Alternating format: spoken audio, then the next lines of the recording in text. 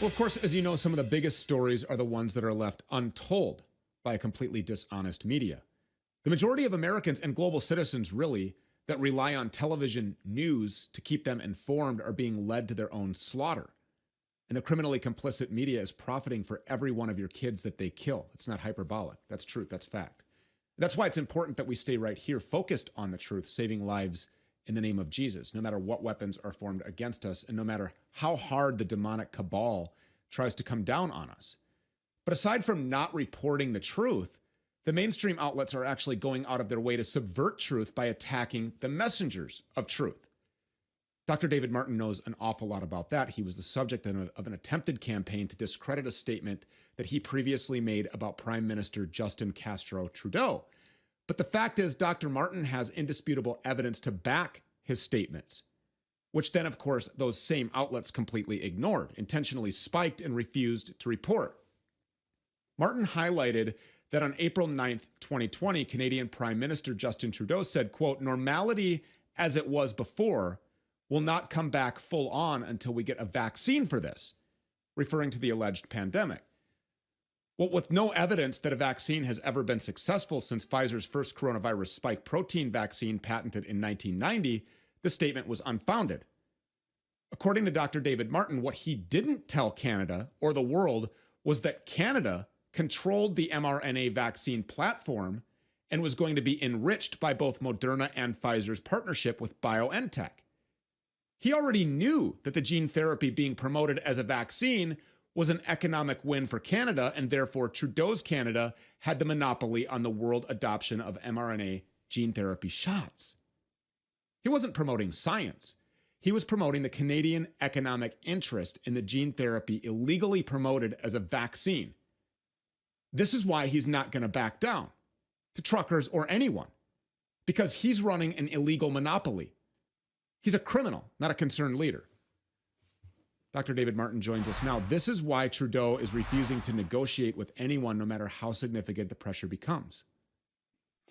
You know, Stu, it's a fascinating story because a lot of people sit there and think, isn't it almost constitutionally assumed that when the citizens have a complaint, there's a right to redress? Like, that's kind of heart and soul of the way we think of modern democracies. And apparently when we can overthrow people in the Arab Spring uprisings in Egypt, we can do that. But apparently when it's in North America, and apparently when it is monopoly rights for corporations and their criminal conspiring governments, it's apparently not democratic. But you're exactly right. This is a situation where the illogic of his statements, where he says he's not even going to consider the complaints about the mandates, kind of falls on its face as implausible until you realize this never was about injecting people for their health. This was about maintaining an illegal monopoly. And the reason why we're calling it an illegal monopoly, Stu, is because it's price fixing. One of the reasons why we have anti-monopoly laws is that it is illegal to set a price where you manage what is supposed to be competition. And the fact of the matter is, Arbutus and Acuitas Pharmaceuticals, the two companies derived from the University of British Columbia's research that developed the lipid nanoparticle, which makes mRNA work, those companies both received the technology from Canada. Without Canada, there is no injection. And the fact of the matter is, they get paid from both cookie jars. That was illegal in the turn of the last century here in the United States, and it is illegal anywhere where you have a monopoly control of a global market. Does an entity exist that can arrest Justin Trudeau and hold him criminally liable for these actions? I mean, this is clearly illegal. And that's part of the reason why this is such an important conversation today. Right now, courts are meeting on both sides of the border to enforce his despotic commands as well as provincial commands to try to rein in these people who are peacefully protesting. The problem with both of those things is the courts are being now railroaded into the participation in the criminal conspiracy. But the fact of the matter is, this is felony violations of the law. This is domestic coercion, which is a felony. And any law enforcement, the Royal Canadian Mounted Police, any administrative court anywhere in Canada can arrest him. He is actually committing crimes. And the reason why we have to have this conversation now is because courts are going to make weekend judgments on whether truckers have the right to have their redress considered. And right now, the courts are tilting towards the criminals, not towards the peaceful Democrats. So what's it going to take to reverse that? Well, things like these conversations. The fact of the matter is, we have been advocating for the people in Canada, and by the way, people here in the United States who are thinking of doing similar actions. We've been advocating that we do not relent on the point that it is, in fact, the conditions of democracy that are at stake. And so what it takes is people sharing the word, people getting this information distributed as far and wide as possible, and directing it specifically towards prosecutors and towards courts. This is a very targeted campaign. This message has to land in the hearts and minds of people who may still have a modicum of morality and decency. So you don't see Trudeau bending, breaking, negotiating, capitulating at all? Well, kind of the way I didn't suspect Capone was forecast to capitulate. The reason I use the Capone analogy is this is organized crime. That's what our statutes on competition, that's what our statutes on fair commerce are all about. And the fact of the matter is, when you tell the world in April of 2020 that a license that dates back to 1998, and for the fact checkers out there that want to follow the thread on this, University of British Columbia, Tecmira Pharmaceuticals, Inex Pharmaceuticals, all which rolled up to the Moderna and the BioNTech licenses for what is now licensed through Acuitas Pharmaceuticals and Arbutus Pharmaceuticals, the two companies that are the named distributors of the holding vessel, the lipid nanoparticle for the injection. Those companies have been in commercial ventures benefiting Canada since the first license was signed in 1998, amended again in 2001, then 2006, and ultimately in 2007. And Stu, part of the reason why this is so frustrating is that when Moderna was launching their campaign after Trudeau's comment, they were vigorously trying to get the Canadian patents overturned so that they could infringe them. But the Canadians and the United States collaborated and colluded to make sure that the Canadian interest was defended. And ultimately, Moderna lost and had to pay the license. So when I say that Canada gets paid for every shot, that's not hyperbole. That's actually court records. Okay, so what court is meeting on this now? Well, right now, we've been told that there are a couple meetings, one in Ottawa and one with respect to the bridge closure of the Freedom Bridge. These are two courts, one trying to suppress the ability for people to protest in Ottawa, in fact, suggesting that they're going to pass laws as early as tonight on making it illegal to block a road or a highway and have something as much as one of the reports suggests $100,000 fine for anybody doing that.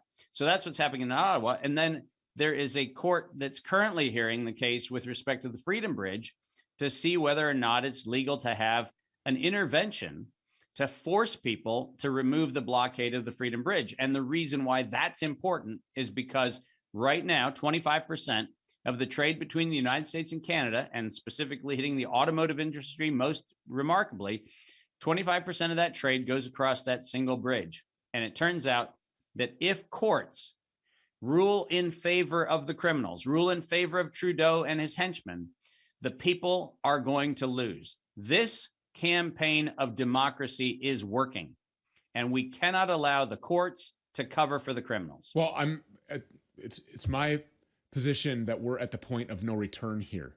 Yes. And that whether it doesn't matter what the courts rule at this point, if you go away, we lose. This is a pivotal moment in world history right now. I mean, are they going to fine everybody $100,000? And what if you can't pay it? Are they going to jail everybody? Yeah. What are your thoughts on this? Yeah, I think you're exactly right. We have passed that point. I think one of the things that is extremely important right now is, you know, when I did conflict resolution in the Pacific and in Africa, one of the things I found, Stu, is a lot of people knew that they smelled a rat. They knew something was wrong, but many people didn't know exactly what was wrong. You know, all of us have within us, we have a God-given ability to sense evil. We have a God-given ability to sense when something is clearly corrupt. And when that happens, oftentimes we rise and take action. And a huge number of the truckers, a huge number of Canadians, and a huge number of people across the world are standing in solidarity with this movement. But very few people understand the exact precise nature of what is wrong. And by the way, what I'm doing and what we're doing on this conversation is making sure people understand that the reason for the irrationality of what is not being met with integrity in Ottawa or anywhere else in the world is that there is a cover-up of the financial crime which Trudeau knew he was committing on April 2020 when he told us that we would never have a world return to normal without a vaccine.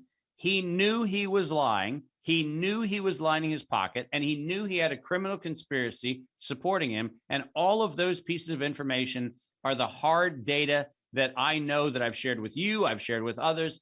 And it's time that all of us go from the gut feeling of something's wrong to the precision of saying this crime must be met with accountability. So we don't have the ability to have this be a loosey-goosey thing where we kind of have one side going, well, we know we're right, and another side going, we know we're right. The facts are there's a crime that's been committed. That crime is the crime for which the truckers are rightly standing for the rights of people, and we need to support them every way we can. What happens to this world if a blatant crime, a criminal act of this massive proportion is exposed in front of the whole world for every one of the viewers on this program and wherever else it goes to see, and law enforcement agencies don't react and they don't do the right thing and they don't hold Justin Trudeau accountable? Then, I mean, what state is the world left in at that point? Well, I guess you and I both have a sense of confidence around where this narrative ends. Lawlessness prevailing is not the first time it's happened, nor the last time it probably will happen. So the fact is, what we'll have is we will have a disruption of the current status quo, because people, like they miscalculated the truckers, people will only take so much until they say enough. And where we are now is a period where we know we've taken enough. We've taken way more than enough. But now it's time to recognize that we have one last point of civil discourse. The Constitution here in the United States and the Constitution of Canada make it very clear that the people have the rights to have their concerns and grievances addressed. If we have failed in taking the step of making sure our real concerns are known, that's a failure on us. But this interview that we're doing right now, and Stu, I know it will be shared across Canada. I know it's going to be shared around the world. The fact of the matter is, this interview right now is putting the public sector on notice that we, the people, have tried every form of redress. We have pointed out the crime, which is not our job. You know, that's what law enforcement, that's what intelligence agencies, that's what bureaus of investigation are about. That's what in Canada, the RCMP is supposed to do. They have failed to do the job to protect citizens. We, the people, have stepped into that gap. We have actually taken the time, like this conversation, to put them on notice. That's not our job. That's the Department of Justice job. We're doing that. What we're doing is the right thing, because the right thing is ask for accountability at every level. And if at every point we are turned down, then the Constitution of the United States is very clear on the next step, which is it's time to declare the government no longer a servant of the people, and the people need to actually establish something that works. It's very clear when it says that as well. I mean, there's no room for pontification. It's actually written into the Constitution. So great news is we got rid of King George. Yeah, right. And we realized that Canada, there might one day be King Fauci. In Canada, right. In Canada, exactly. These people wrote this because they knew that tyrants would be here one day, and look, here they are. Right.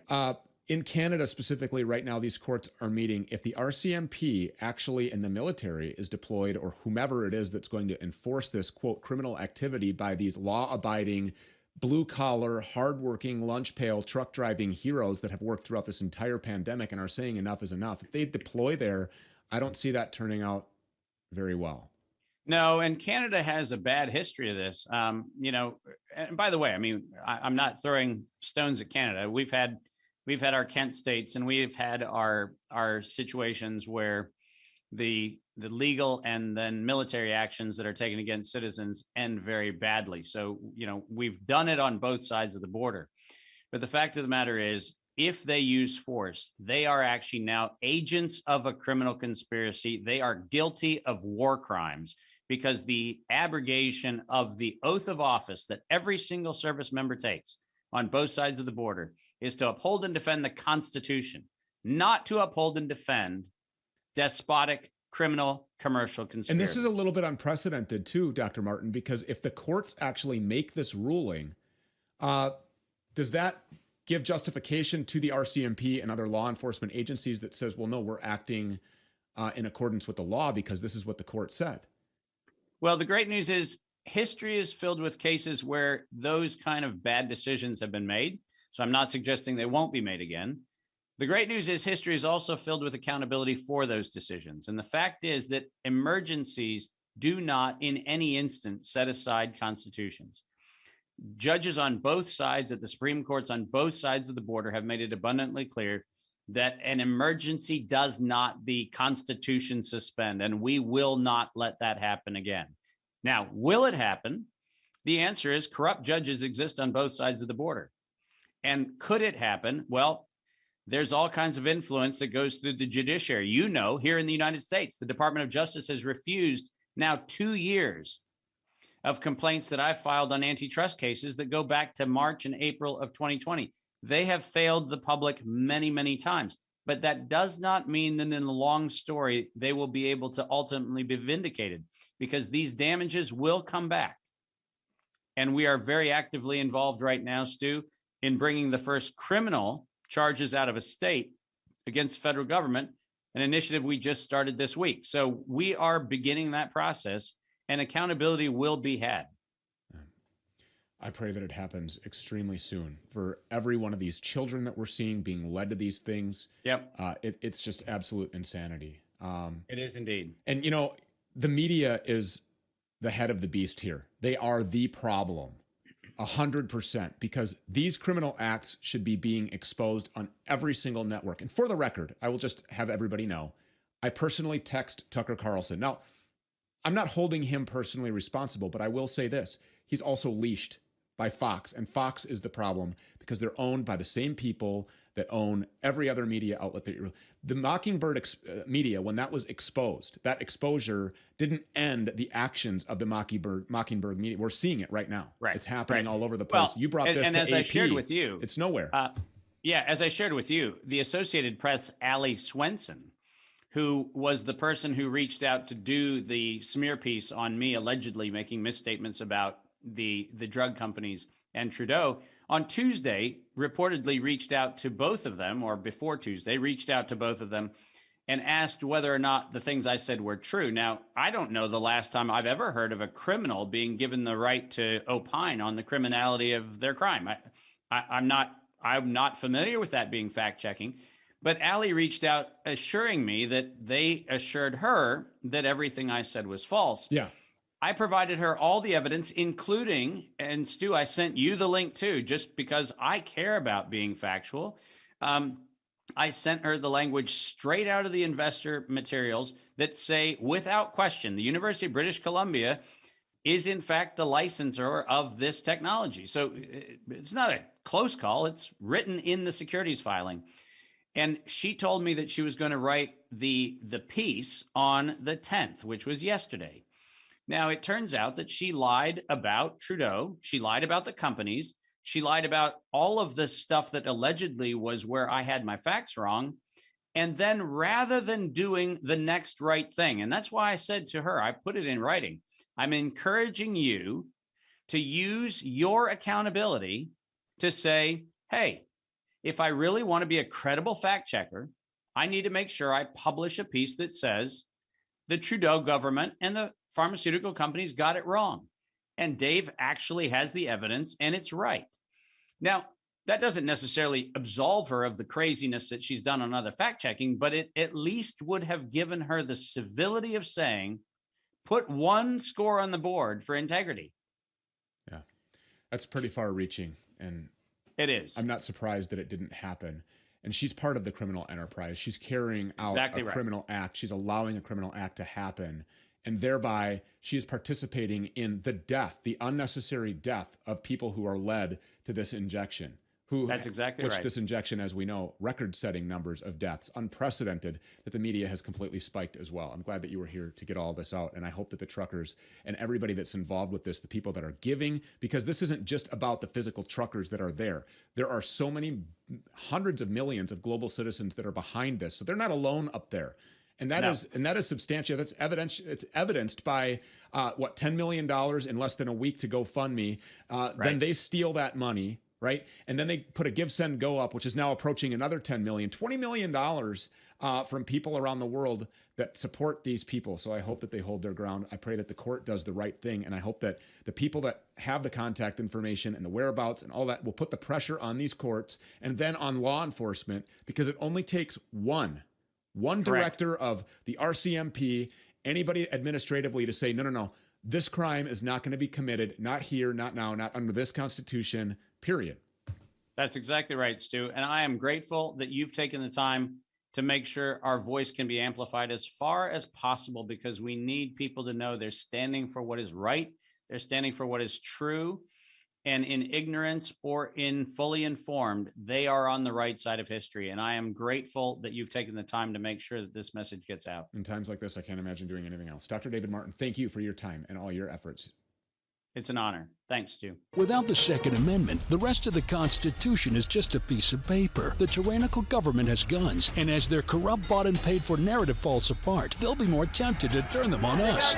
But don't worry, you're not alone, patriots. Buy a gun today from GunsAmerica.com, America's oldest and most trusted online platform for buying and selling the guns that keep your loved ones safe. Join the millions of gun buyers who shop there monthly. Private sellers and gun dealers. List your sales for free. No fees for transactions within 50 miles. Selling fees half the cost of auction sites. When you sign up for free at GunsAmerica.com, you get exclusive access to Guns America Digest, delivered every Monday, honest gun reviews, firearm instruction, and wisdom from America's most popular gun writers. You also get Guns America This Week. Don't miss any important Second Amendment stories, and several monthly magazines on hunting, prepping, and long-range shooting. When you sign up today at GunsAmerica.com, you get $10 off your first online gun purchase. Join the fight today at GunsAmerica.com.